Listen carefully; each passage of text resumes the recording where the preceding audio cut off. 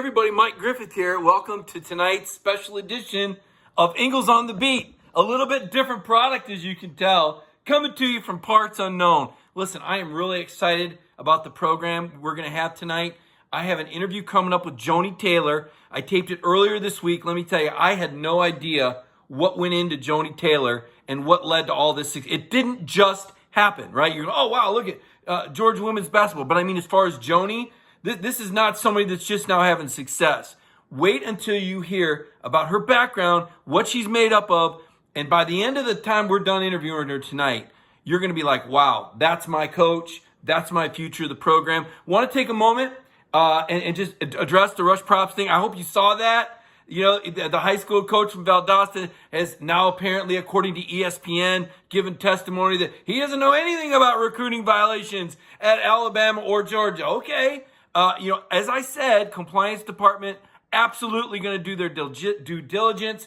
Much different when someone's out there just throwing stuff around. I think that puts it to rest. I think, right, the guy that originally we thought was on this secret audio tape is now saying, hey, I really don't have firsthand information about this, right? So I think that was big for Georgia and for Alabama. You saw the Georgia men's basketball team last night. Man, that was tough. If you'd have told me double-double for Tamani Kamara and Severe Wheeler, also an assist record for the SEC tournament, if you'd have told me that was going to happen and they were going to shoot 8 of 15 from three and they were going to shut down the Missouri Big to 12 points and 6 rebounds and hold Missouri without a field goal the last 5 minutes, I'd have said they're going to win, right? It was a knockdown, drag out. They came from 9-10 down in the last 5 minutes, fell just short. Look, they got to get the horses. Tom Crean has to recruit some bigs. But that nucleus is Severe Wheeler, Tamani Kamara. You got to like this KD Johnson, Ty Fagan, and you wonder who of the graduate seniors is coming back with Christian Brown.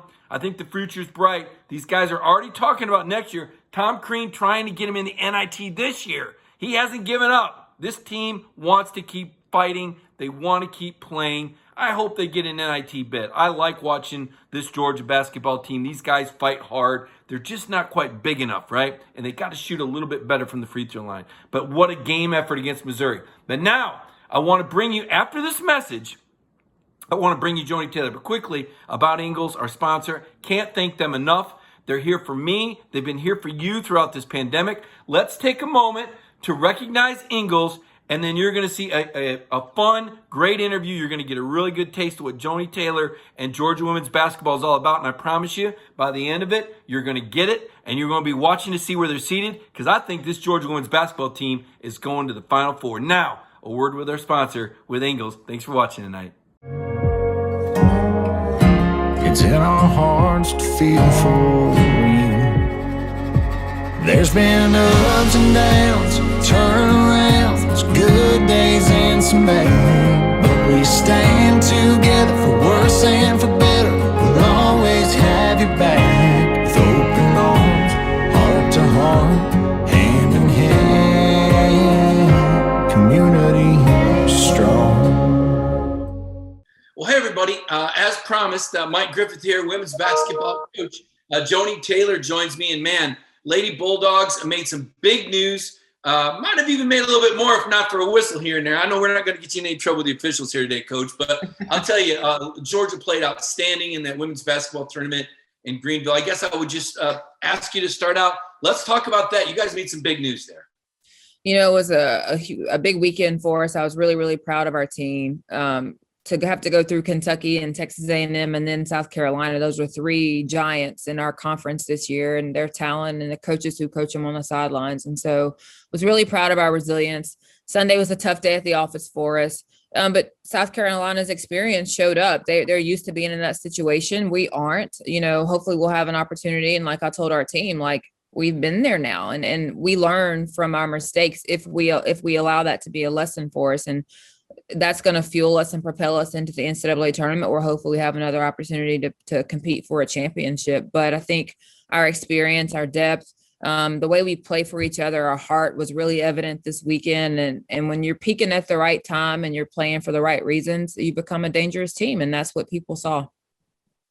Yeah, well, they did. They saw the effort, and I watched the Zoom afterward with Jen Stady and the pain, how much the sacrifice that's gone into it.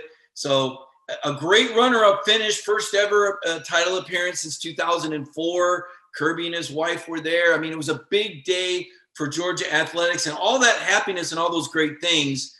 And it was a disappointed Joni, and it was a disappointed Jen. And yeah, there was a couple players that made all tournament, and Maya Caldwell and Jen Estaddy, but this was a team that clearly was shooting for more. So we'll talk about the team again, but I want to back people up. I want to tell people, and I know you have a lot of great fans that have followed women's basketball, and certainly Coach Landers built a great tradition at Georgia. So I'm not exactly introducing you to everybody, because a lot of people know a lot about Georgia women's basketball, but when you have this level of success, now a lot of people are watching that maybe wouldn't ordinarily watch. So I want to tell the story of who you are. And we were joking before we came on. I actually covered your freshman year at Alabama, which makes me feel really old. But Alabama basketball was a thing in the 90s. Rick Moody really took that program to another level with the Final Four and was able to recruit a great player like you. So I guess I'll let you tell the story about how someone from Meridian, Mississippi, by the way, Gatorade Player of the Year. I mean, you were the recruit out of Mississippi. How you ended up at Alabama? So I went to camp, and in ninth grade, I went to basketball camp there and fell in love. And I met Coach Moody.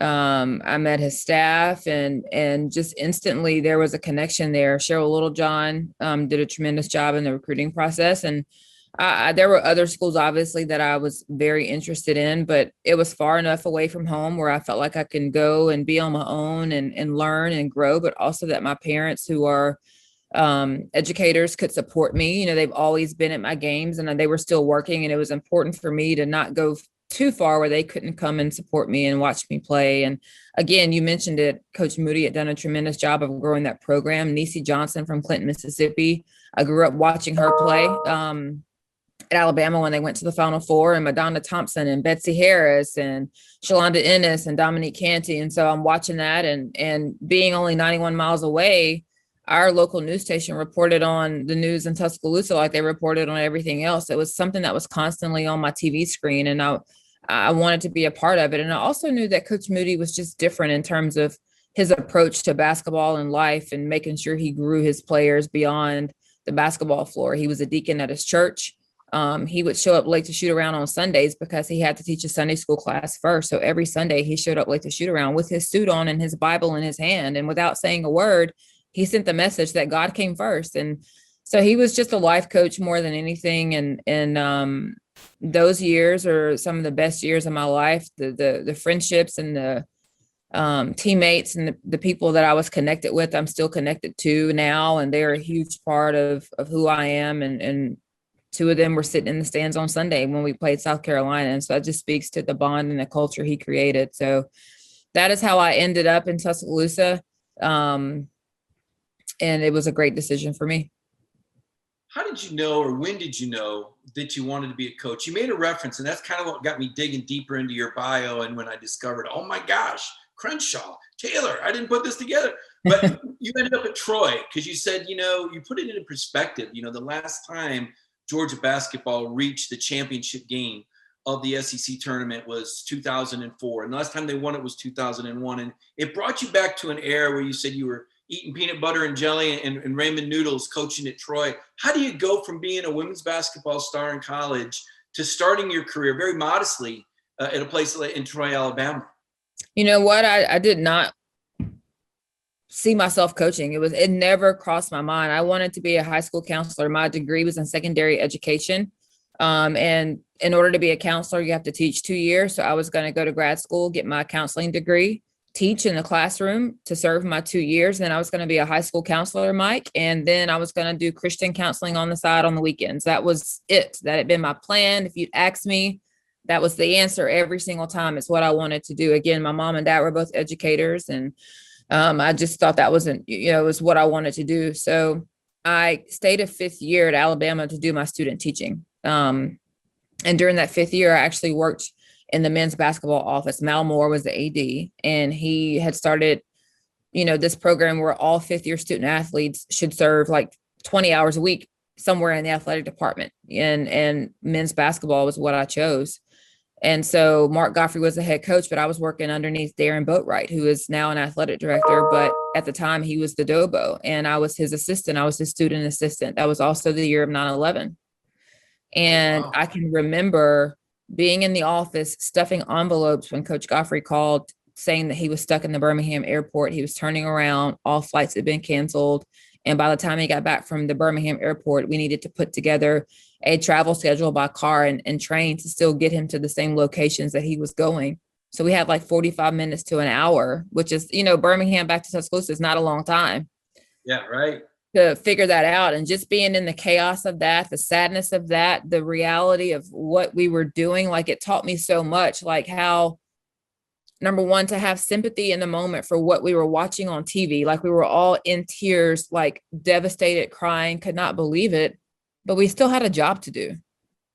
And I processed that at a very early age. Like things are going to happen, bad things are going to happen, but you still have a job to do. And to see that office still figure that out and have it ready for him when he got back, it taught me a whole lot. And that's really when I caught the coaching bug. I realized that, coaches were a whole lot more than X's and O's in games. And they were, to see him and even Coach Moody across the hall comfort during that time and uplift during that time and give people something to hope for. I wanted to be a part of that. And fortunately for me, I got the opportunity. Mike Murphy was my post coach at Alabama. And that same year, he got the head job at Troy.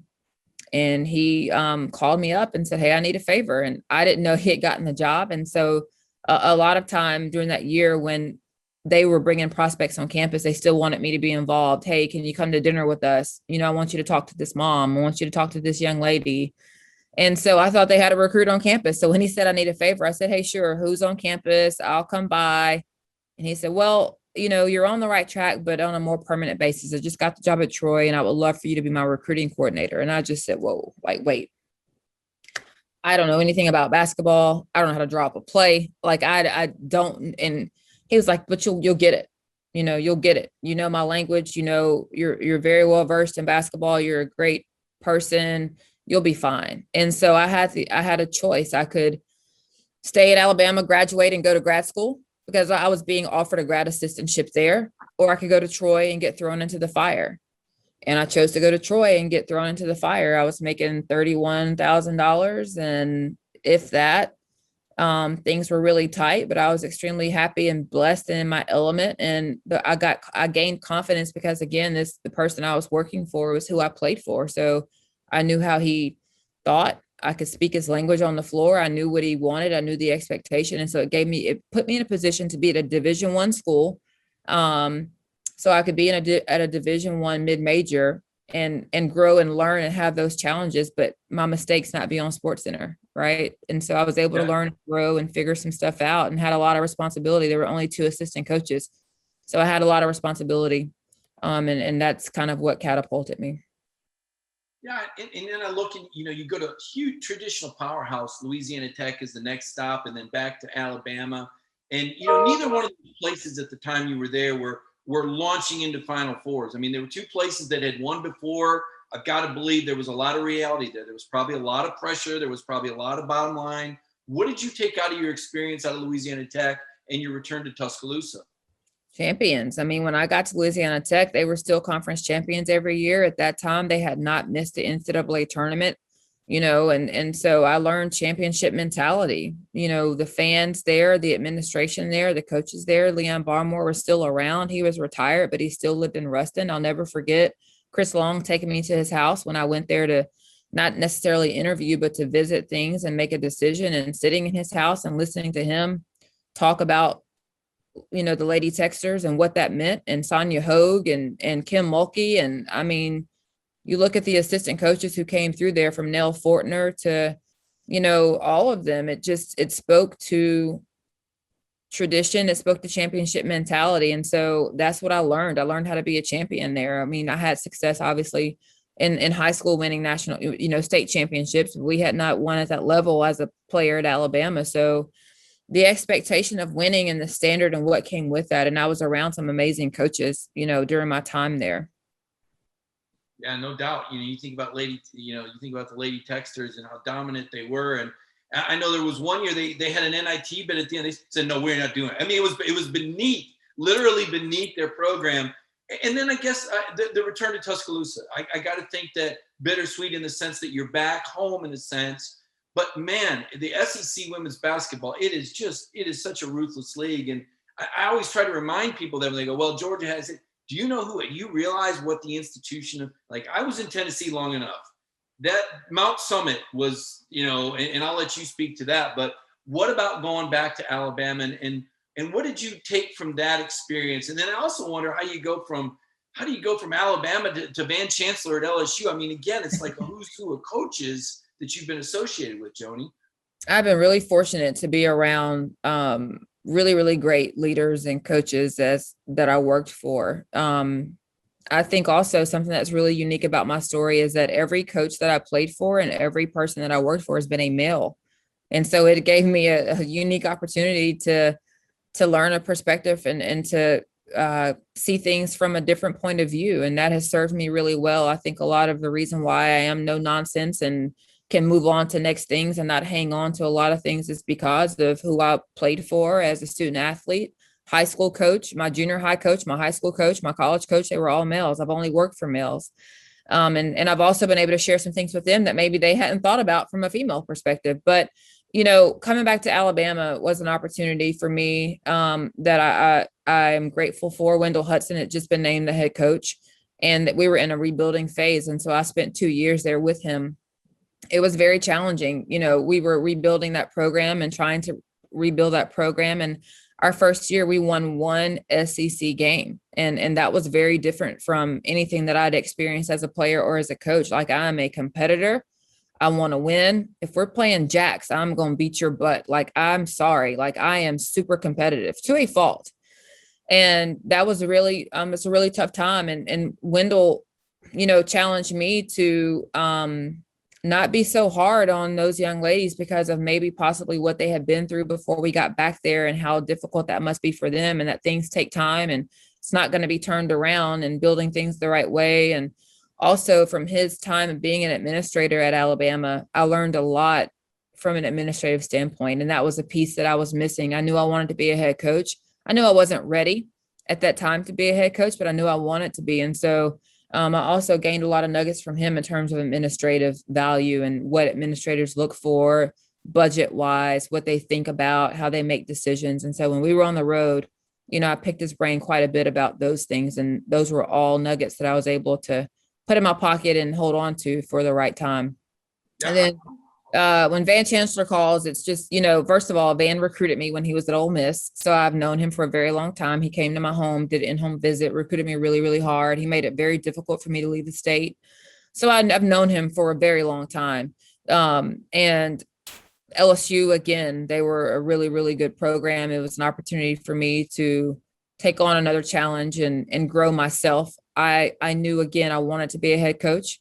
And so I was looking for opportunities where I can continue to grow and expand and help a program. And there was a need there that I thought that I could meet. And so I went to work with Van for 1 year, and then he retired after that 1 year. But again, I've been fortunate to work for 2 Hall of Fame coaches and several who are just very experienced in what they do. And all of those things just have really helped me and taught me a lot. And so then to cap that off by coming to Georgia in 2010, 11, and to work for Coach Landers, my goodness, to be by his side for the 4 years that I was able to, I can't say enough what he has done for me and continues to do for me.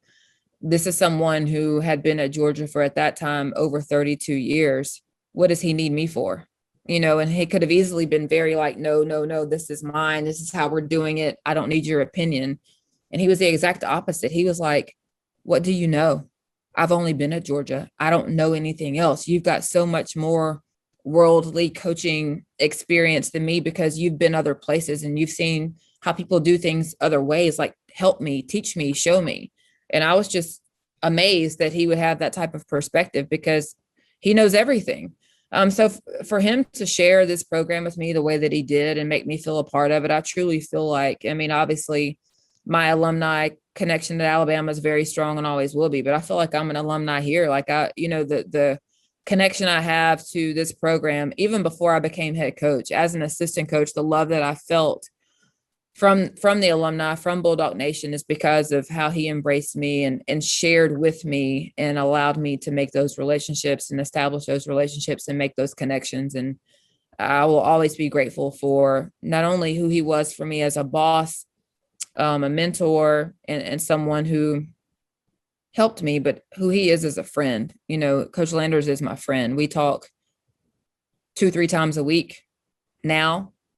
You know, it was daily, and he was finally, you know, but when he became a commentator, he got too big time for me. His time is so busy between that and working on the farm. But we talk several times a week, and you know, he's constantly checking in on our girls and our family. And I can't say enough about who he is for me and what he's been to me. I mean, Joni, really, it almost sounds like you were prepared and built for this. I almost wonder when they hired you if they knew like this is going to be the successor. When I look at where you've been, when I look at the experience you've had as a standout high school player of the year, on to Alabama in a rising program. We talk about the tradition with the Lady Texters at Louisiana Tech. We talk about, you know, the hard times at Troy, getting through that. We talk about LSU and Van Chancellor as just one more great coach. And then you come to Georgia, which has an established program. And, you know, to me, I mean, it all kind of makes sense. You know, I was going to say earlier, I want to speed forward in the interview because a lot of people want to say, gosh, how does Joni go from 17-14 1 year to, it's like, well, anybody that's just listened to everything that you've gone through in terms of understanding how to work with these players, empower these young women, be tenacious with things, carry yourself like a champion. I mean, that all goes into this. And here you are, you just turned 42. I mean, it's like, could you pick a better coach at a better stage of her career to lead Georgia basketball right now? I've got to wonder. And you're probably not caught up too much in the moment or outside the moment. Your focus is laser sharp. I learned that on the Zoom call. I made the mistake about asking about buy-in this year. You quickly told me there was buy-in last year, and I'm thinking, this is the female version of Kirby Smart. I'm not getting any slack here, man. But how about that? I mean, now that we just take a moment, I mean, as far as where you're at, I mean, it looks like everything's clicking. You know, I have tried to do that. I have tried to process and take a moment to absorb all of it. I will be very honest, that is extremely difficult for me to do when we still have basketball left to play. I tried to take Monday and do it. I slept until 2 p.m. and just sat around and talked to my husband, Darius, about some things. But honestly, until the season is over, I won't honestly be able to give you a fair answer. What I can tell you is that it speaks to our culture that our seniors who all graduated are still here.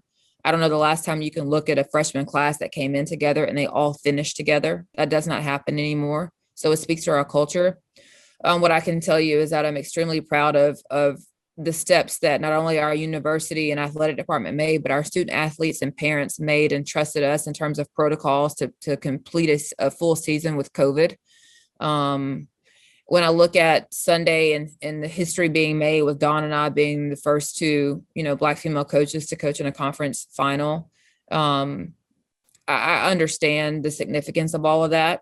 In terms of being able to adequately express it, I don't know that I can until we have played our last game, because until then I am getting us ready for NCAAs. My mind just cannot fully do it. I can appreciate it, because interviewing May after the win over number 1 seed Texas A&M, and I asked, you know, about getting here. And I mean, your players take on your personality. No nonsense. Look, she told us you're there because of the extra time they put into the gym, because of the togetherness, because of the mission. Like there was no laughing and enjoying the moment. It was, we're not done yet. There wasn't jumping around. And the focus was incredible. And from my very, very small frame of reference, you know, I'd been to the women's basketball game the time we played South Carolina last year. And of course, that was a very tragic day, we all recall. But South Carolina was seemingly so far ahead. And I reflected on that, watching South Carolina need to get the whistle on Sunday. And I said, you know, a year ago, South Carolina was 30 points better. And I look at Dawn as, I mean, she's our modern day Pat Summitt. She's a dominator. I mean, South Carolina, you're right. They show up, to kick your bottom, and they don't care what the scoreboard says. They're going full 40 minutes on you, man. Absolutely. And here they were needing a helpful whistle to beat Georgia 1 year later, and I just that just blew my mind. But that's a testament, as you said, to those those young women buying into one another and really setting their sights on all this. And I guess I can't say enough. I know it when I see it. And I'm seeing something really special here. Now, you're projected as a 3 seed. I guess everybody's going to be in San Antonio. Do you have a thought or a feeling about seeds or brackets? What's your kind of pre-tournament mentality on that sort of thing? I think overall, no matter how good you are, the bracket, getting the right seating helps you, right? And so we don't control that. We control that by how we build our schedule. Catherine Graham did an excellent job putting our schedule together in terms of our non-conference games and who we were playing and studying the net. She spent a lot of time this summer with our men's staff because they had some years with the net and figuring that out. And so, props to Catherine Graham for making sure that we had a schedule and a resume in terms of our games played. The SEC schedule takes care of itself, right? But the non-conference schedule, there's some things that you need to get right to put yourself in the right position for the tournament to reward you for what you've done. And she did that for us in a COVID year. And then our team came out, our coaches came out and took care of business. But in terms of that, we don't control where we draw. But if you it takes a little bit of luck too, the right bracket, the right seating, running into the right team or the wrong team has a lot to do with who makes it, in the Final Four. And so we'll be prepared. We'll be ready to go. And this week, we're just taking some time to catch up academically to make sure we're prepared to be out there for hopefully a really long time and rest their legs and let them mentally take a break before we get started back up. But yeah, that 3 seed is going to be good for us. But you still got to have a little bit of luck into who ends up in that region with you. Yeah, I'd say there's a lot of teams feeling like Georgia would be the wrong team to run into right now. I mean, my goodness, that team was on a mission. You mentioned Coach Crean's staff a minute ago, and I saw him with the surprise moment on your birthday. And I cover Coach Crean regularly, and I know authenticity and clearly there's a lot of mutual respect here. And I'm thinking she's run into another guru here. Crean's he's one of those guru guys. I wonder about that back and forth. I had a chance to watch how Bruce Pearl and Pat Summitt fed off one another in Pat's final years. How has that relationship been with Coach Crean and his staff? Great. From the moment he got here, he actually came 17, 18 when we were hosting at home. And so my first time meeting him was the night before the Duke game. He was having this press conference and he had the insight in a moment where he is being hired right after taking a year off to ask the question, because we were having our media interviews the same day. And he said, well, when is Joni's interview? I don't want to do it the same time as her. Who thinks about that? If you're football and men's basketball, who thinks about that? And so for him to even ask that question and to try to stagger our media interviews so that they didn't compete with each other, told me right away who he was in terms of being able to, partner with and work with. And again, first of all, I think we don't have to worry about a lot of things. We don't have to share a practice facility. We don't have to share a training room. We have our own things. And so that eliminates most of the things that coaches fuss about, right? But he is constantly checking in, sending text messages, sending articles, back and forth on motivational things or X's and O's. And, that first year he came out, he let me in his practice all the time to watch and learn. And, I know that if I need anything, he's there. He obviously, shows up for me all the time in terms of passing along nuggets of information. So we have a great relationship. I'm excited to watch them play tomorrow night against Missouri. And, he's building this thing here the right way. And I'm excited to see what he does. It's just a matter of time. A lot of momentum. I almost look at where maybe Coach Crean's where you were last year. Maybe he's a couple of those players and one more older year away. Now listen, I would be remiss if I didn't ask this, because everybody that sees Joni Taylor says, she could play. Look at her. She looks like she. So you were a 3-time state champion in track and field in high school. What were your events? And for the people want to know, what is the workout regimen? How do you stay in such incredible condition when you have a busy coaching schedule? Track. I ran the 100-yard dash, 200-yard dash, the 400-yard dash, and then I was on 2 relay teams. I was on the 200-meter relay team, so the 4x2, and I was on the 4x4. I was the anchor for both of those. So I did 5 events. We won 9th, 10th, and 11th grade. And if I hadn't pulled my hamstring, we would have won my senior year too. But I went down my senior year, couldn't compete in the semis or the state championship, and just doing what I did. And I'm not saying it's me, but when you do 5 events and that just was a huge blow. So I was really upset that we couldn't go 4 in a row. I'm not over it. I can tell this is still a sore spot. You're still wishing you had that. Well, you feel like you let the team down. I mean, I pulled a hamstring and couldn't compete, and I feel like I let the team down. So 3 state championships. Coach Vicky Hood was our track coach. She was tremendous. Some things I learned from her. She always had a challenge for us. She always motivated us and had us ready to go. And it was, if you guys win, I'll do this. I'll do this dance. Or if you guys win, like, she always left a little carrot dangling for us. And I do that with our team all the time. And she was a great motivator and excellent coach. And and now, I mean, are you out there? I mean, how active are you in practices, and how do you stay in such great shape? Because the coaching schedules are brutal. Well, I was very active until 2017. I tore my Achilles. Okay. And after that, I was done. So that you'll see me playing a game of horse, or we have a game we call buckets. I'll play, but I'm not up and down anymore. I tore my Achilles 2 months after I had our first child. And I made Katie Honeycutt call Darius. I said, I'm not calling Darius to tell him, you got to call him. And so she called him and she goes, Joni tore her Achilles in practice. He was like, yeah, right. Quit playing. She was like, I'm serious.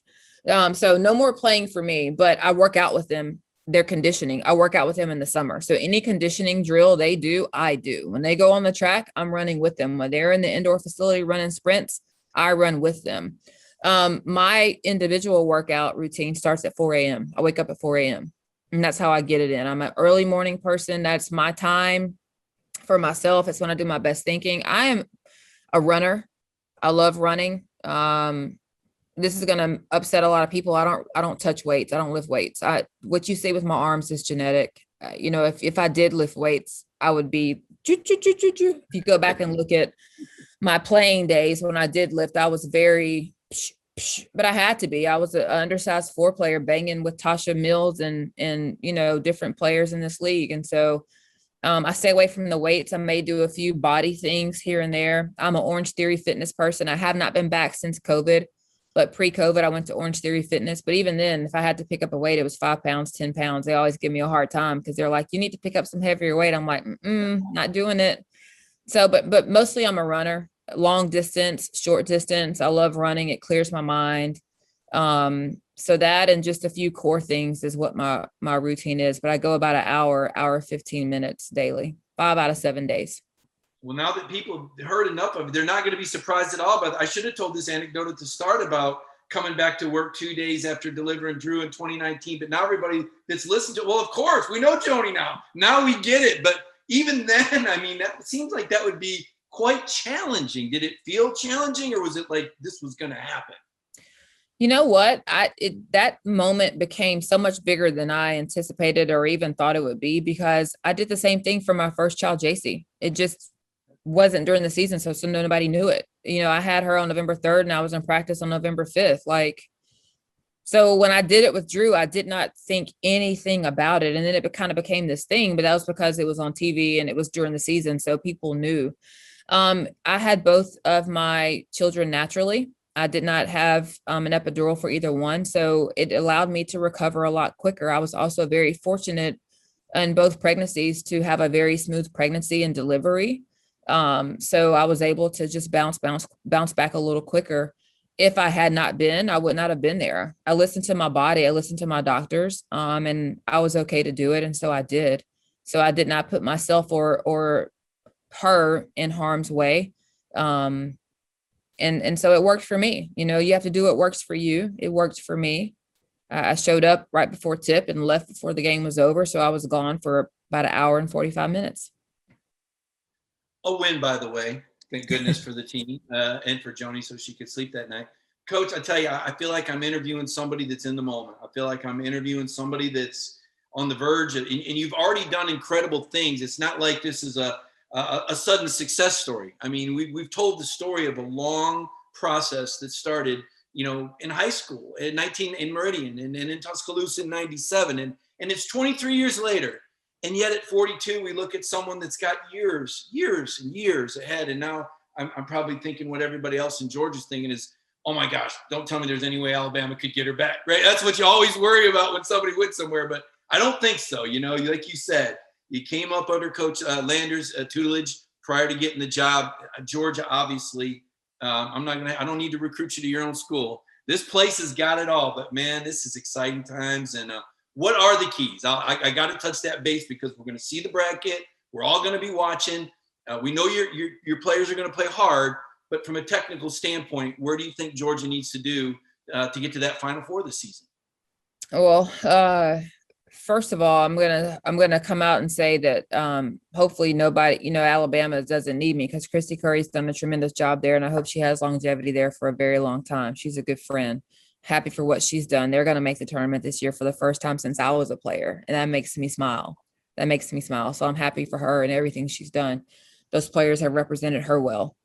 What do we need to do in the tournament? We need to stay healthy. Number one, we have been blessed to be able to play this season without having to take a COVID pause on our end. And that needs to continue because if you have a COVID pause now, you're out. And what a shame that would be. So we need to do what we've done all year in terms of thinking about others before self and putting the team before self to make sure that we keep our bubble intact and that we can get to San Antonio healthy.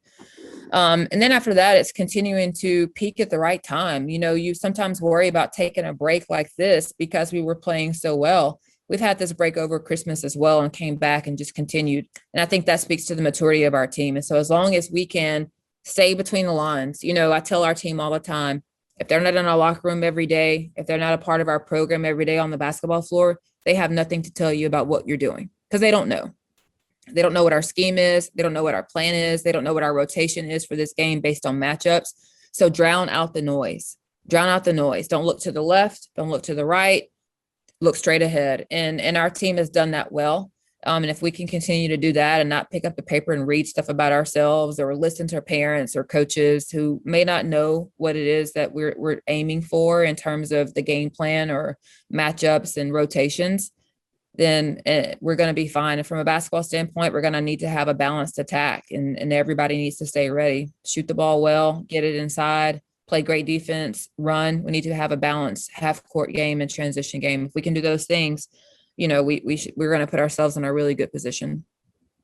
Coach, I can't thank you enough for making the time out to talk to Dog Nation, the Georgia fans, and share your story, and give people an idea of what's happening. I mean, wow, the focus is real, and here comes Georgia women's basketball. This is exciting times. Coach, thank you again for joining us, and good luck in San Antonio. Thanks so much, Mike. I appreciate it. The pleasure was mine.